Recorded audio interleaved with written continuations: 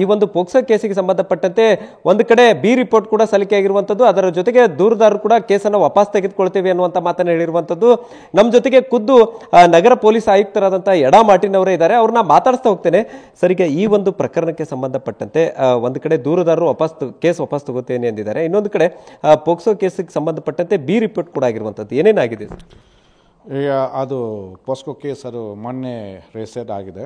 ಅದು ರಿಜಿಸ್ಟ್ರೇಷನ್ ನಂತರ ಮತ್ತೆ ಬಹಳ ಅಲಿಗೇಷನ್ ಬಂದಿದೆ ಇನ್ಸ್ಪೆಕ್ಟರ್ ಮೇಲೆ, ಈ ಥರ ಆಗಬಾರ್ದು ಅಂತ. ಸೊ ಅದಕ್ಕೆ ಆ ದಿವಸ ತಕ್ಷಣ ನಾನು ಐಒ ಚೇಂಜ್ ಮಾಡಿದ್ದೀನಿ. ಇನ್ಸ್ಪೆಕ್ಟರಿಂದ ನಾನು ACPಗೆ ಐಒ ಮಾಡಿದ್ದೀನಿ.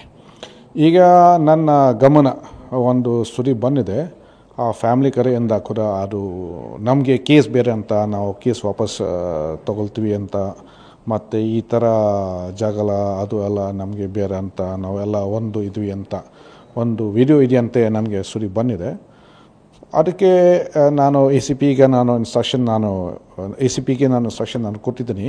ಅದು ವಿಡಿಯೋ ದಯವಿಟ್ಟು ನೀವು ಕಲೆಕ್ಟ್ ಮಾಡಿ, ಅದು ವಿಡಿಯೋ ಮತ್ತು ನಿಮ್ಮ ತನಿಖೆಯಲ್ಲಿ ನೀವು ಯೂಸ್ ಮಾಡಬಹುದು. ಮತ್ತು ಇನ್ನೊಂದು ಸತಿ ಅವರ ಹೇಳಿಕೆ ನೀವು ರೆಕಾರ್ಡ್ ಮಾಡಿ, ಆ ಪ್ರಕಾರ ಎವಿಡೆನ್ಸ್ ಪ್ರಕಾರ, ವಿಡಿಯೋ ಎವಿಡೆನ್ಸ್ ಪ್ರಕಾರ ಮತ್ತು ಅವರ ಹೇಳಿಕೆ ಪ್ರಕಾರ ಮುಂದೆ ನಾವು ಹೋಗ್ತೀವಿ.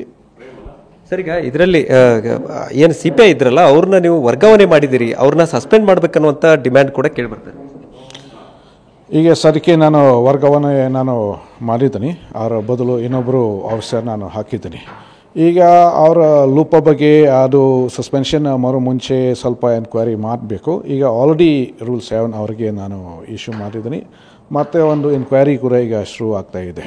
ಸೊ ಅದರಲ್ಲಿ ಅವ್ರ ಲೂಪ ಏನೇನಿದೆ, ಏನೇನು ತಪ್ಪಿದೆ, ಅದು ನಾವು ಎಲ್ಲ ಎನ್ಕ್ವೈರಿ ಮಾಡಿಕೊಂಡು ವಿ ವಿಲ್ ಸಿ